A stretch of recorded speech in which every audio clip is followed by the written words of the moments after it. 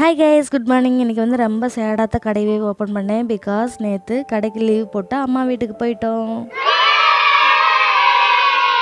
அதுக்கு எதுக்கு சேடாக இருக்கணும், ஹாப்பியாலாம் இருக்கணும் அப்படின்னு சொல்லி நீங்கள் நினைப்பீங்க. ஊருக்கு போனதெல்லாம் ஹாப்பி, அங்கே இருந்து என்ஜாய் பண்ணதெல்லாம் ரொம்ப ஹாப்பி தான். ஆனால் வீட்டுக்கு ரிட்டன் வரும்போது தான் ரொம்ப சேடாகி போயிடுச்சு. அம்மா வீட்டுக்கு எதுக்கு போயிருந்தோன்னா திருவிழா வச்சுருந்தாங்க. ஒரு வருஷம் விட்டு ஒரு வருஷம் தான் வந்து திருவிழாவே அங்கே வைப்பாங்க.